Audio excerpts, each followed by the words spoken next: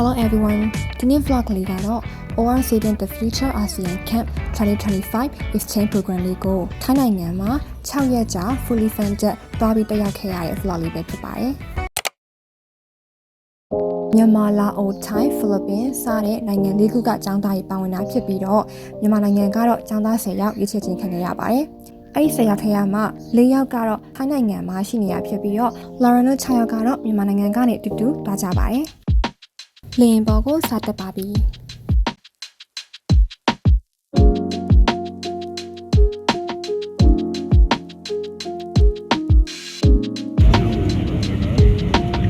breakfast ကတော့အာလူစနိုမကင်နဲ့ sandwich ဖြစ်ပါတယ်။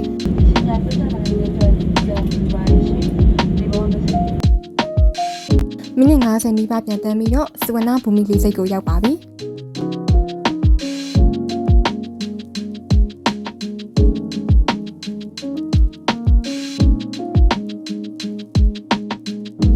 လာရင်တို့မြန်မာချင်းလို့ပဲဖိလစ်ပိုင်လာအိုကတငယ်ချင်းတွေလည်းလေးစိတ်ကိုအတီးတီးရောက်ရှိလာပြီးတော့လာရင်တို့ကိုအော်စီဒန်ချင်းကနေပြီးတော့ဘတ်စနဲ့လာကြိုပါတယ်။လေရင်ဆိုင်ပြီးဟိုတယ်ကိုသွားနေတဲ့လမ်းမှာအချိန်ကနေ့လယ်12နာရီလောက်ဖြစ်နေပြီဆိုတော့ဘိုက်စာနေမှာဆလို့ဆိုပြီးတော့ snack တွေကျွေးပါတယ်။အခုကတော့တဲမဲဟိုတယ်ကိုရောက်ပါပြီ။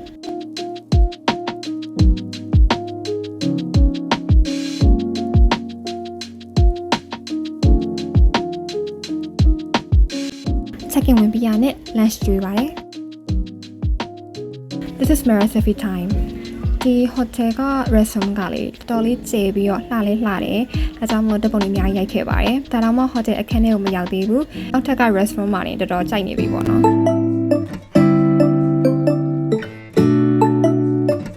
Finally hotel ခန်းထဲကိုရောက်ပါပြီ။တခန်းကို2ယောက်တက်ရတယ်ပေါ့နော်။2ယောက်စာအတွက်တော့အခန်းကတော်တော်လေးကျယ်လို့ပြောလို့ရပါတယ်။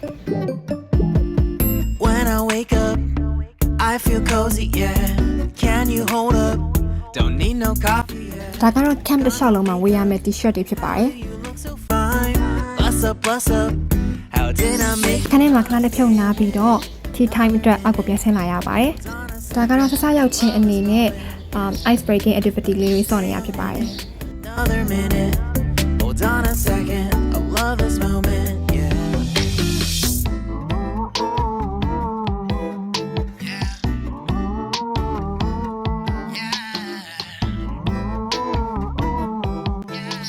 ice breaking activity တွေအနေနဲ့ random group တွေဖွဲ့ပြီးတော့ game တွေလည်းဆော့ခဲ့ရလို့တော်တော်လေးပြောဖို့ကောင်းခဲ့ပါတယ် Make love. Promise you I'm not wasting time. Bathtub. We don't gotta rush, no. Never gonna rush, no. My life's in a slow-mo. Always in a slow-mo. I still show up on time. Stay a minute. Another minute. Hold on a second. I love this moment, yeah. အခုကတော့ dinner time ပဲဖြစ်ပါတယ်ပြီးတော့ restaurant နဲ့ထပ်ဝင်ပြန်တော့လဲဗီဒီယိုတွေထည့်ရိုက်ခဲ့ပါတယ်အရန်ကိုပဲလှလုံးနေပေါ့နော်ပထမဆုံးနေ့မှာ schedule အနေနဲ့ dinner လဲပြီးတော့ဘာမှမရှိရတာနဲ့မြန်မာချင်းနဲ့အတူဟိုနာဒီနာရှောက်သွားဖို့ထွက်ခဲ့ပါတယ်အခုကတော့ check to check ညာဈေးကိုပတ်ကြည့်နေရဖြစ်ပါတယ်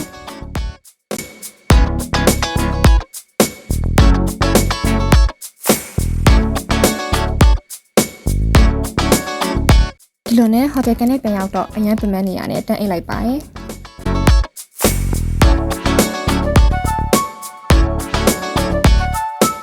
Day 2ကတော့ opening ceremony day ဖြစ်ပြီးတော့ traditional ဝတ်စုံလေးဝတ်ရပါတယ်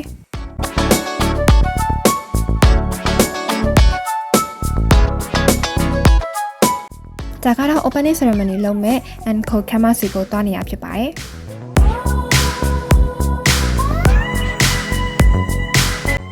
အခုကတော့ခမ်းမအောင်ရောက်ပါပြီ။ဖွင့်ပွဲအခမ်းအနားမစခင်လောင်တို့အားလုံးကို breakfast အနေနဲ့ mix tea တိုက်တယ်ပေါ့နော်။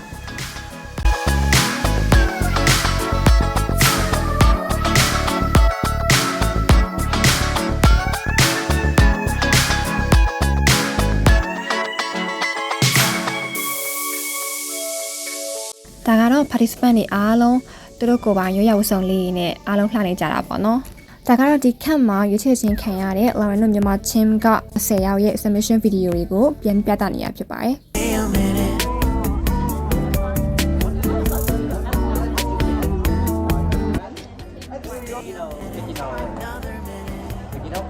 one of the signatures of Thailand, right? Opening ceremony ပြီးရနဲ့ hotel ပြန်လာပြီးတော့နောက်ထပ်နေ့လယ်ပိုင်း schedule တွေမစခင်အင်ဂျီပြန်လဲပါတယ် This is day 1 and let's have a look at our hotel room. This is our current situation. ဒါကတော့ Lauren လို့ကိုပေးလိုက်တဲ့ထောက်ပတ်ချင်းမှာပါတဲ့ item လေးဖြစ်ပါတယ်။အောက်ထုတ်တို့စာအုပ်တို့ပြီးတော့ဒီ electric fan လေးတွေရှူဖေးဘူးလေးဒါလေးပါပါတယ်။ Day 1 set.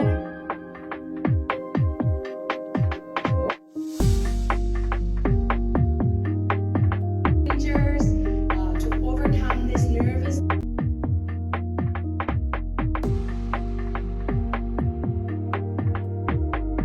workshop activity လေးလုပ်ပြီးရဲ့နောက်မှာတော့ hackathon တိုင်ဝမ်နေ့အတွက် group တွေခွဲလုပ်ပြီးပါပြီ။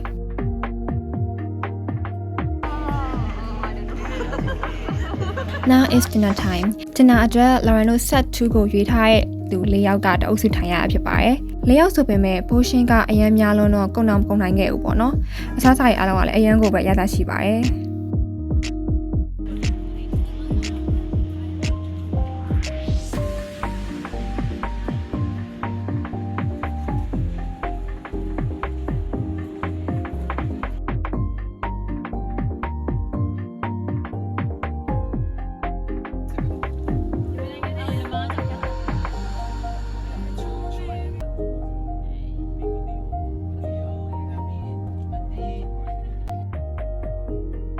Day 3မှာဆိုရင်တော့ Bangkok မှာရှိတဲ့အဆောင်ဝင်း hotel ကနေ Rayong Beach ရဲ့ Axon Hotel ကိုပြောင်းတော့မှာပဲဖြစ်ပါတယ်။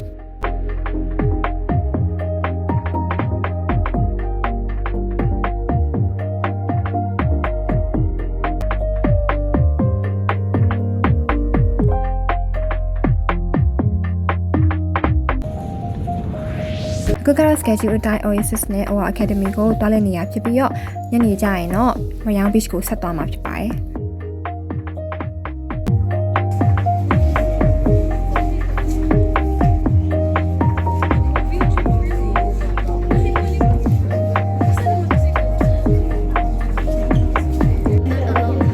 Cafe အမေဆုံးမှာလည်းပဲ coffee နဲ့ပတ်သက်တဲ့ mini game လေးတွေဆော့ခဲ့ပါသေးတယ်။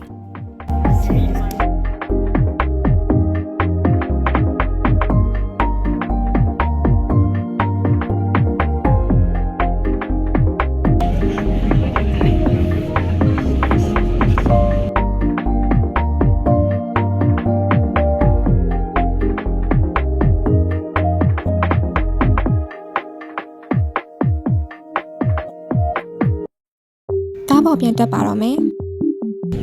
ဒါကတော့ cafe အမေဆုံးကနေ Lauren တို့ကိုလက်ဆောင်ပေးလိုက်တဲ့အိတ်လေးပေါ့နော်။ဒီထဲမှာဘာတွေပါလဲဆိုတော့ပေါင်မုံရယ်ပြားမှုပေါက်ရယ်ဖြစ်ပါတယ်။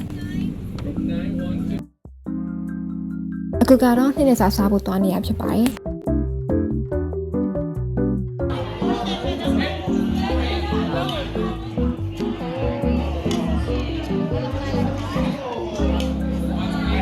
ဒီဆိုင်လေးကအစားတောက်တွေကလည်းကောင်းပြီးတော့ရှုခင်းလေးကလည်းလှရပေါ့နော်ဒီဆိုင်လေးကိုရောက်တော့မြန်မာနိုင်ငံမှာအပန်းဖြေပြီးတော့ခရီးထွက်နေရသလို vibe လေးလည်းရရပေါ့နော်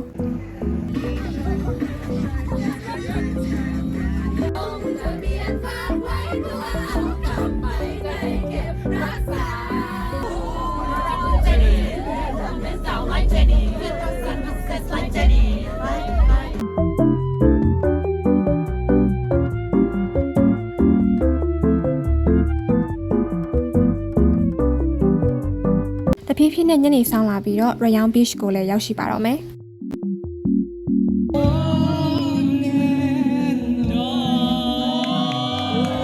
Rayong Beach က hotel ကိုရောက်ချင်းညစာစားရင်းနဲ့အချင်းဆိုရဲသူကလည်းဆိုကားရဲ့သူကလည်းကားနဲ့အကုန်လုံးပျော်ရွှင်နေကြပါတယ်။ Lauren တို့မြန်မာချင်းကလည်းအားကြမခံပဲနဲ့အဖွဲလိုက်ကားခဲ့ကြပါသေးတယ်။အခြားသော participant တွေကလည်းအားလုံးအတူတူလိုက်ကားရင်းနဲ့အားပေးပြီးတော့တန်းကိုပြောစရာကောင်းတဲ့ညလေးဖြစ်ခဲ့ပါတယ်။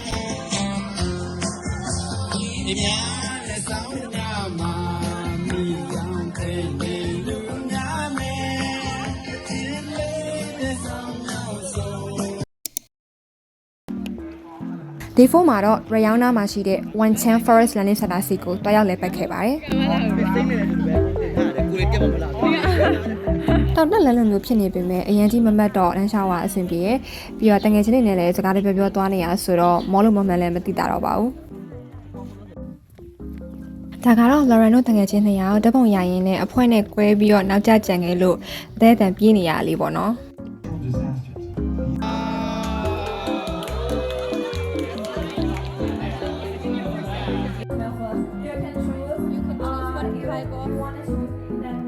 ပြီးတော့ဒီ One Chan Forest Learning Center မှာ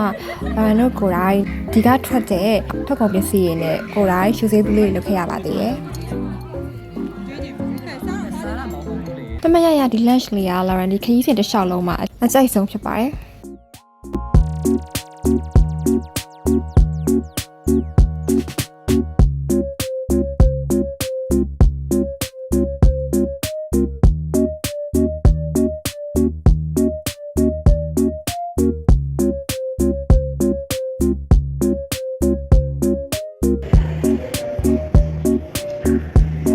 ဒါကတော့ဟိုလျှောက်သားတိလျှောက်သားပြီးသွားတဲ့နောက်မှာမနက်ဖြန် hackathon day မတိုင်ခင် idea ထုတ်ပြီးပြင်ဆင်ရမယ့်ညပဲဖြစ်ပါတယ်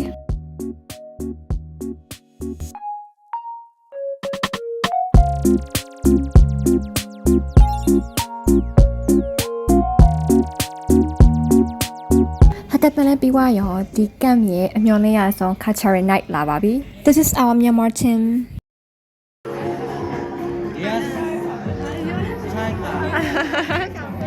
ကျင်နာပြီးွားတာနဲ့နိုင်ငံအသီးသီးရသူတို့ရဲ့ရိုးရာအကအလှအိမ်နဲ့ဖြောပြပါတော့တယ်ဒါကတော့လာအို team ကဖြောပြနေရဖြစ်ပြီးတော့တကယ်ကိုချက်စရာလေးတွေပေါ့နော်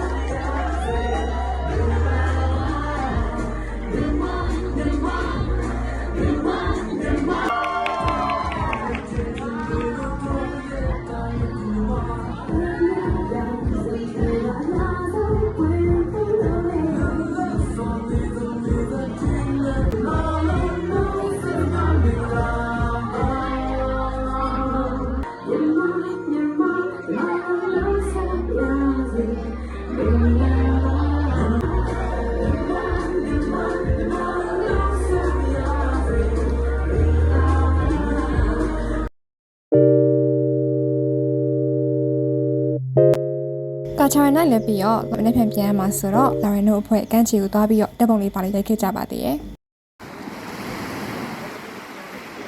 ဘာလို့နဲ့ပြန်ရမယ့်နေ့ကိုရောက်ပါပြီညနေပတ်လင်းမစီးခင်မနက်ပိုင်းမှာတော့ PTT LNG Floral Exhibition Hall ကိုအရင်သွားမှာဖြစ်ပါတယ်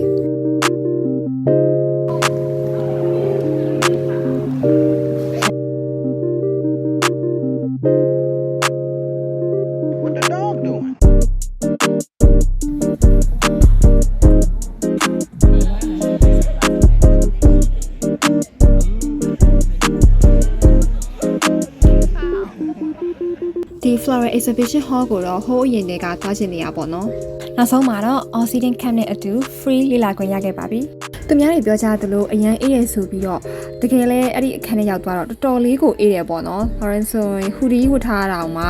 တကယ်ကိုရေခဲကပ်ပါရရောက်သွားသလိုပဲ LNG Natural Gas ရဲ့ cooling technique ကိုသုံးပြီးတော့ဒီပန်းကင်းကြီးတစ်ခုလုံးကိုအေးအောင်ပြုလုပ်ထားတာဖြစ်ပါတယ်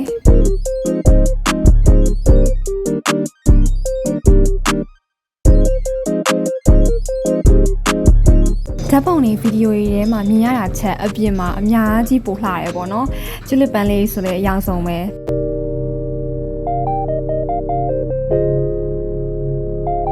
ဒါကတော့ Lauren ကိုလာအိုက secret buddy လေးကပန်းလေးလက်ဆောင်ပေးတာဖြစ်ပါတယ်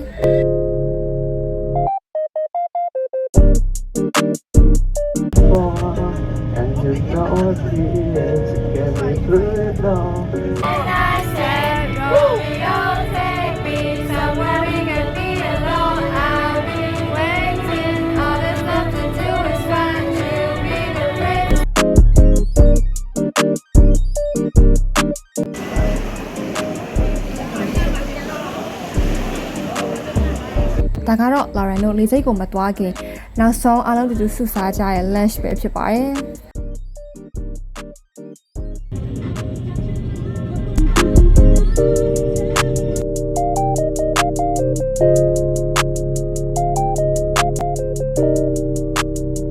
Lauren တို့အဖွဲ့လေစိတ်ကိုရောက်ပါပြီ။ဒါကတော့ Lao Tim နဲ့အမှတ်တရတဲ့ပုံလေးတစ်ဖြတ်ပေါ့နော်။ flight ကည9:00နာရီမှာဆိုတော့ 7-Eleven store မှာ snack လေးတောင်းရပါတယ်။